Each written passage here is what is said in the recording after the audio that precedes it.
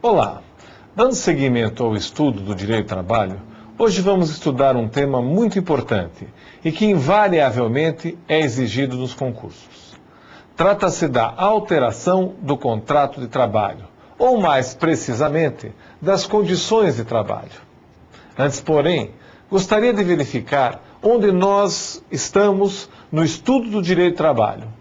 Já vimos que o vínculo que une o empregado ao empregador é o contrato de trabalho ou a relação de emprego, certo?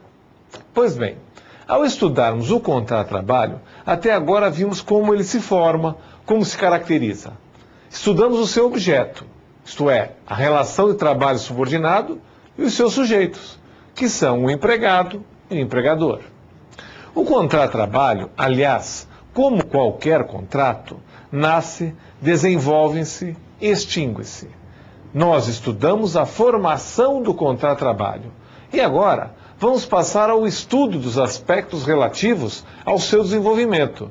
E dentre esses aspectos, encontramos a alteração das condições de trabalho. E para melhor entendimento dessa matéria, faz-se necessário rememorar que o contrato de trabalho é de trato sucessivo ou execução continuada e, portanto, perdura ao longo do tempo. Então, é natural que durante sua vigência ocorram alterações, por exemplo, quanto a sujeitos, matéria que já vimos quando estudamos a sucessão de empregadores. Podem ocorrer, por outro lado, alterações quanto à função. Não é comum que o empregado permaneça eternamente exercendo as mesmas atividades.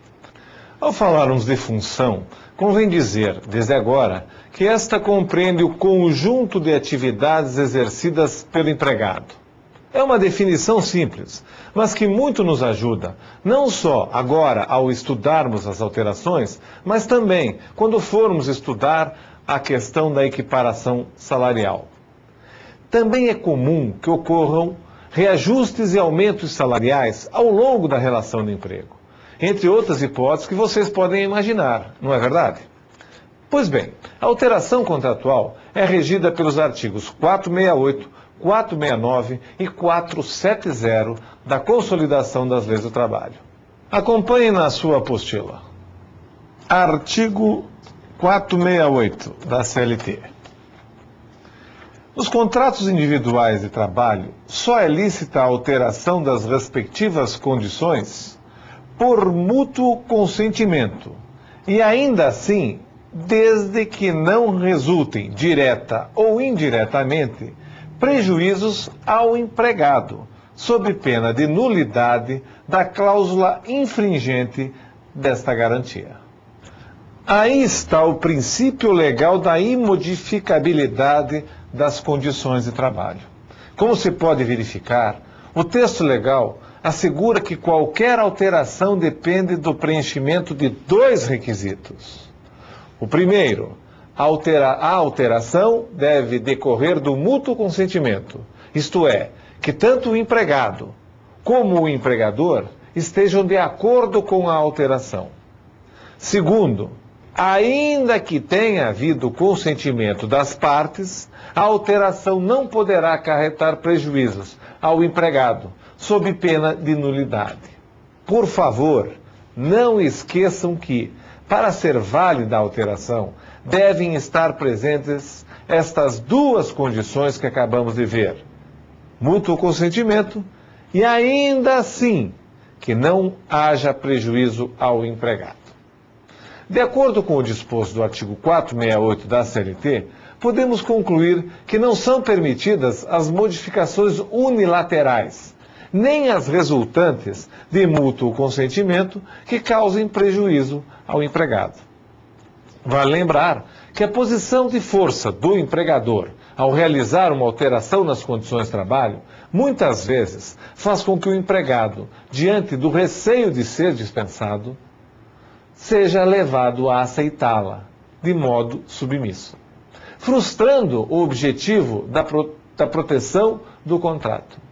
Ademais, todos sabemos que ninguém aceita uma alteração que lhe cause prejuízo.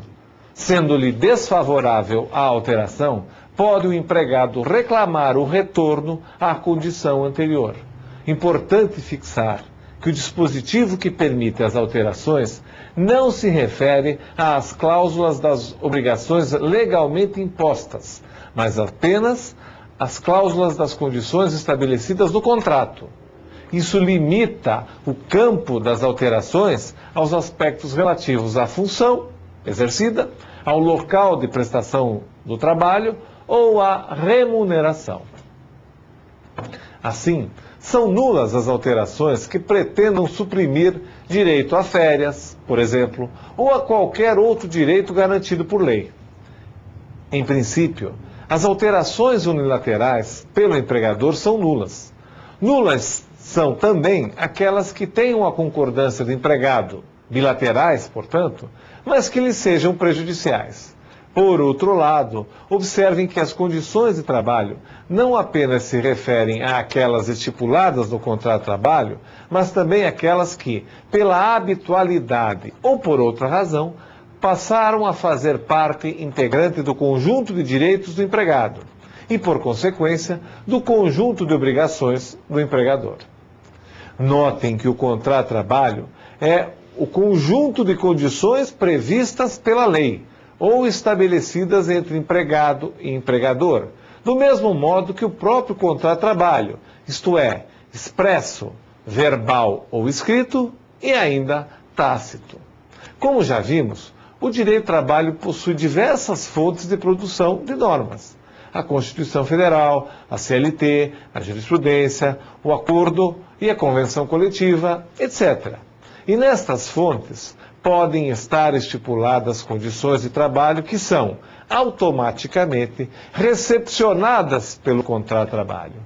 Uma vez integrada no contrato, tal condição de trabalho passa a ser um direito do empregado e não pode ser alterada ou suprimida, salvo se essa alteração ou supressão decorrer do mútuo consentimento e ainda assim não acarretar, direta ou indiretamente, prejuízos ao empregado, conforme a regra do artigo 468 da CLT, que acabamos de ver. Que dispõe, acompanhem na apostila, as cláusulas regulamentares que revoguem ou alterem vantagens deferidas anteriormente só atingirão os trabalhadores admitidos após a revogação ou alteração do regulamento. Perceberam?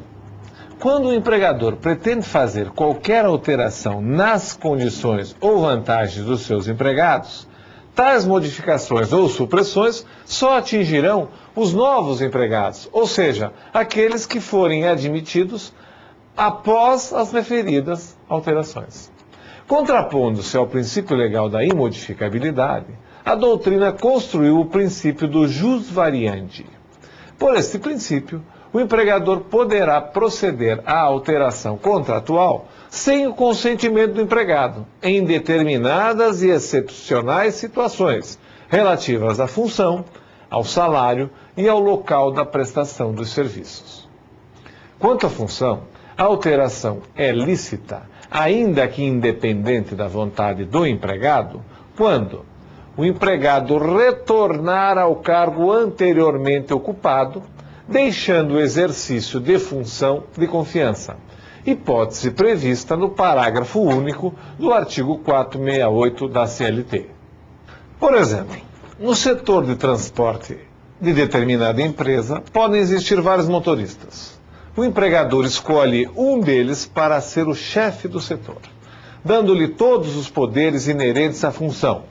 Todavia, passado algum tempo, o empregador verifica que aquele motorista elevado à função de chefe, embora excelente motorista, não tinha ou não conseguiu desenvolver as aptidões de um chefe ou de um líder de equipe.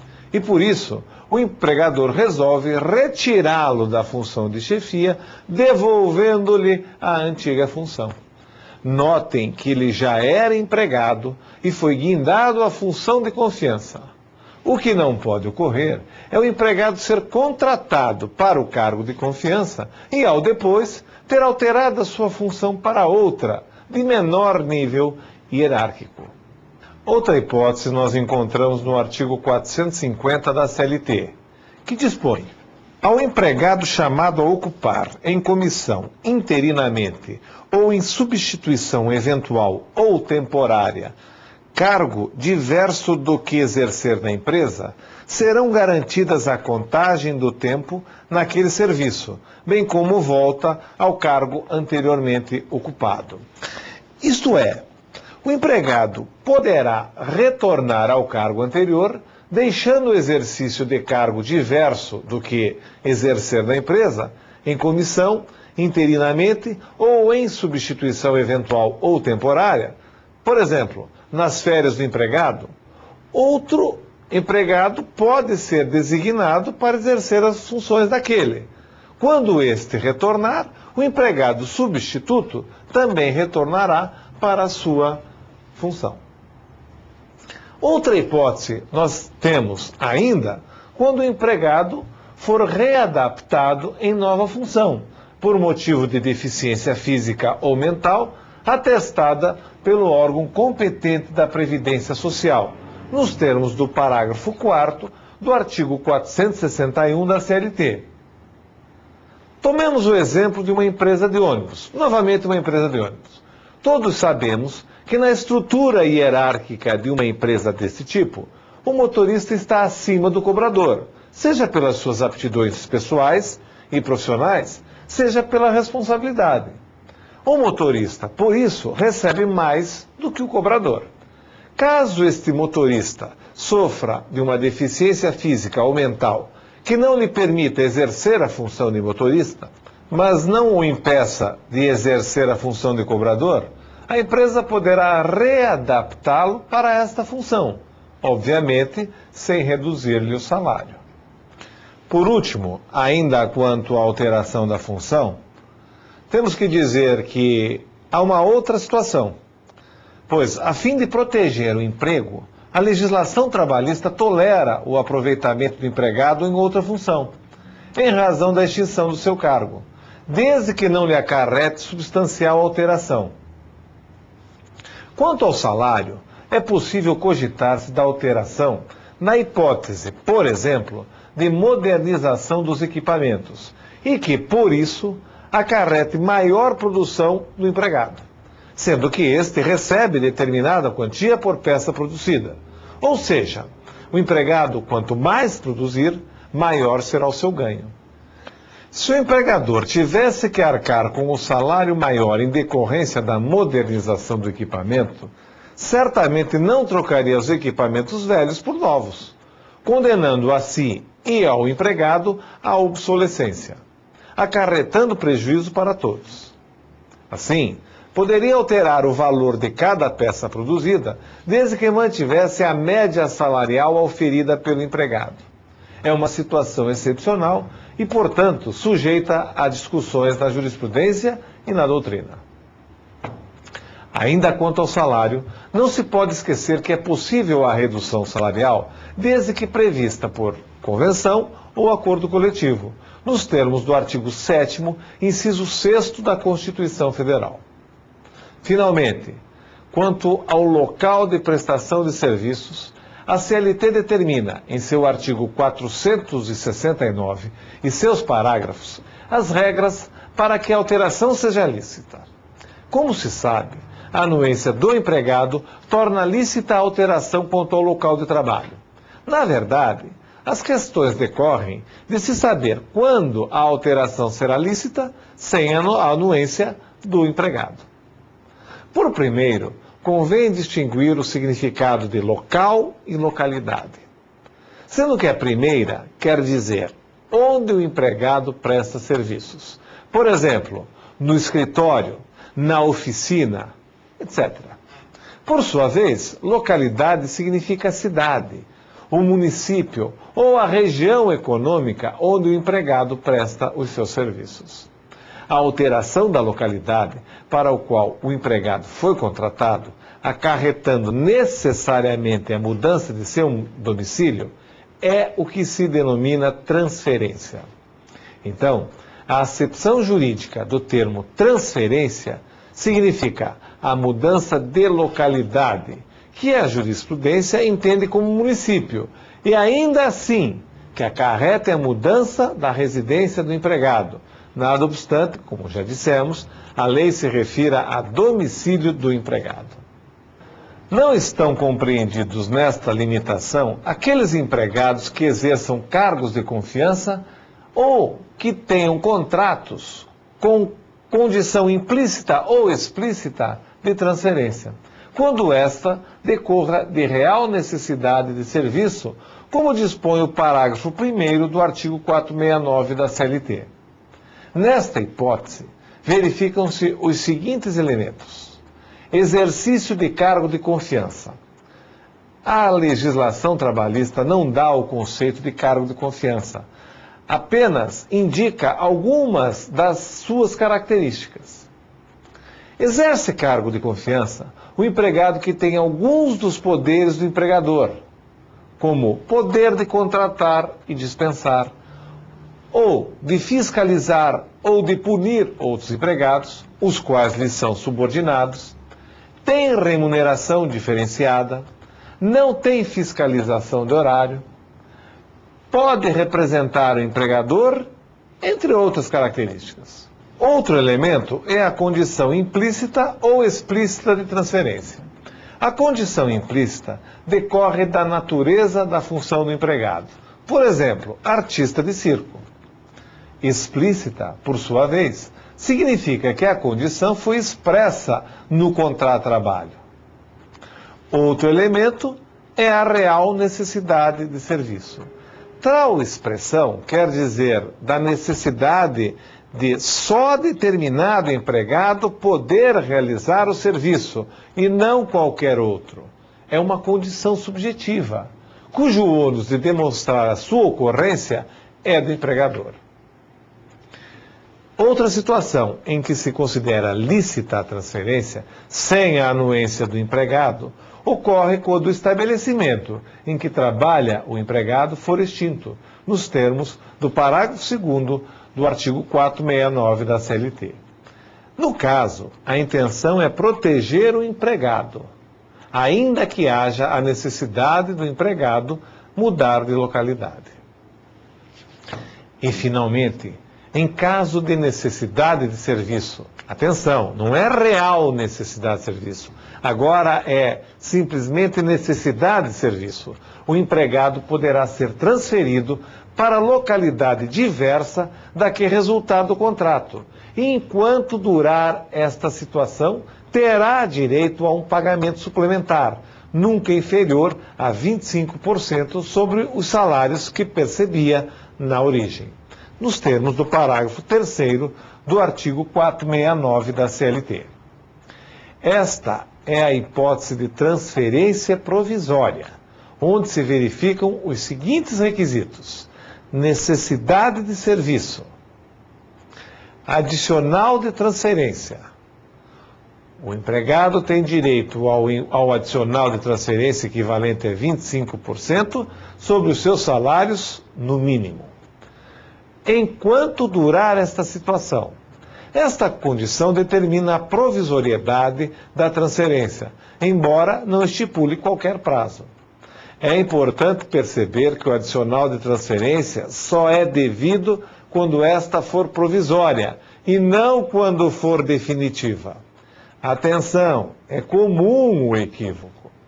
Por outro lado, com ou sem anuência do empregado, quem suportará as despesas de transferência será o empregador, como determina o artigo 470 da CLT. Alguns empregados são intransferíveis, como o dirigente sindical, que não poderá ser transferido para a localidade que impeça o desempenho de suas atividades de representação sindical, como preceitua o artigo 543 da CLT. Nada obstante, caso ocorra a transferência, será possível a sustação dela por meio da concessão de medidas liminares pelo juiz do trabalho, como determina o artigo 659, inciso 9 da CLT. Não podemos deixar de mencionar a Lei 7.064, de 1982, que regula a transferência para outro país de empregado contratado no Brasil por empresas prestadoras de serviços de engenharia, consultoria, inclusive de projetos e obras, montagens, gerenciamento e congêneres, não sendo aplicável, contudo, os dispositivos dessa lei aos empregados contratados para trabalhar em período não superior a 90 dias, desde que tal condição esteja expressa no contrato de trabalho e o empregado receba passagens de ida e volta, além de diárias, que não terão natureza salarial. Entre outros direitos, a referida lei dá ao empregado os seguintes: Previdência Social e FGTS, reajustes salariais coletivos fixados pelas leis de política salarial, férias anuais do Brasil, com as despesas de viagem pagas pelo empregador, para o empregado, cônjuge e outros dependentes que com ele residam, após 2 anos de estada no exterior. Assistência médica e social, adicional de transferência. Estes são os direitos nesta hipótese que nós vimos. Outro tema de relevância é a suspensão e a interrupção do contrato de trabalho. Como pode ocorrer a alteração nas condições de trabalho, também é possível ocorrer a suspensão ou interrupção do contrato de trabalho. Na realidade, melhor seria dizer que alguns dos efeitos do contrato estão suspensos, e não propriamente o contrato de trabalho suspenso, porquanto o contrato continua em vigor. Os artigos 471 a 476 da CLT integram o capítulo denominado da suspensão e da interrupção. E existem dúvidas na doutrina quanto à necessidade da distinção indicada pelo termo interrupção, e também quanto aos elementos diferenciadores de uma ou de outra figura, na medida em que a CLT cria a distinção, mas não a esclarece. A suspensão propriamente dita também é chamada de suspensão total, e a interrupção de suspensão parcial do contrato. Na suspensão, algumas de suas principais condições não produzem efeitos, pois não há trabalho, não há percepção dos salários e o tempo de paralisação, ou seja, onde não se trabalha, não é contado como tempo de serviço. Por sua vez, na interrupção, não há trabalho também, mas há o pagamento dos salários e o tempo de paralisação, ou tempo de interrupção, é contado como tempo de serviço. Como toda regra, há exceção. Em algumas oportunidades, não se poderá afirmar categoricamente tratar-se de suspensão ou interrupção, porquanto a legislação deveria tratar apenas de suspensão e estipular as hipóteses e seus efeitos. Na verdade, a distinção proposta é de caráter didático, visando facilitar a exposição e compreensão desse tema. E antes de falarmos das hipóteses de suspensão e interrupção, vale o alerta que a paralisação dos trabalhos, seja na suspensão, seja na interrupção, é temporária. Porque, se fosse definitiva, a hipótese seria de extinção do contrato de trabalho. Antes de estudarmos as hipóteses de suspensão, eu gostaria de fazer um lembrete para vocês.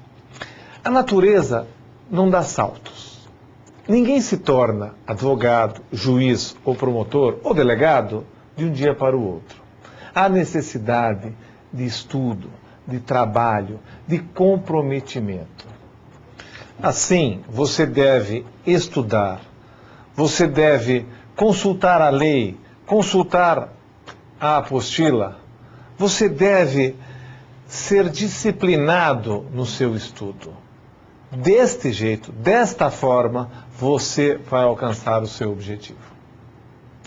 Continuando, vamos ver então as hipóteses de suspensão. Primeiro, acidente de trabalho. Segundo, auxílio-doença. Terceiro, greve. Quarto, aposentadoria por invalidez. 5. Suspensão disciplinar. 6. Por determinação do empregador para instauração de inquérito judicial para apuração de falta grave de empregado estável. Lembre-se, sem pagamento de salários. 7. Representação sindical se houver afastamento. 8. Aborto criminoso. 9. Exercício de cargo de diretoria. E, por último, a hipótese de dificuldade da empresa que levam a suspender as atividades temporariamente, o que depende de negociação coletiva. Lembrem-se de consultar a nossa apostila para verificar o fundamento legal de cada uma dessas hipóteses. Vamos ver agora as hipóteses de interrupção. Primeiro, luto ou nojo, pelo falecimento do cônjuge, ascendente, descendente, irmão ou pessoa que declarada em sua CTPS, a Carteira de Trabalho e Previdência Social, viva sob sua dependência econômica. Até 2 dias consecutivos. Segundo, na hipótese de casamento ou de gala, até 3 dias consecutivos.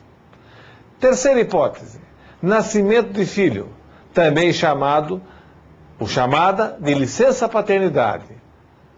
Pela CLT, 1 dia, no decorrer da primeira semana. Mas aqui vale um alerta. Por força do artigo 10, parágrafo 1º, do ato das disposições constitucionais transitórias, o prazo passou para 5 dias. Quarta hipótese, doação voluntária de sangue. 1 dia a cada 12 meses. Quinta hipótese, alistamento eleitoral. Até 2 dias consecutivos ou não. Sexta hipótese, cumprimento das exigências do serviço militar, pelo tempo a que for obrigado, que for necessário para cumprir essas obrigações. Sétima hipótese, exames vestibulares ao ensino superior, os dias também que forem necessários. Oitava, para comparecer a juízo, também pelo tempo que for necessário. Nona, greve, se forem pagos os dias de paralisação, por força de julgamento ou mesmo acordo entre as partes. 10ª hipótese, em caso relevante de interesse para a segurança nacional, até o 90º dia. 11ª, acidente de trabalho. 12ª, auxílio-doença. 13º, para o exercício de cargo de diretoria.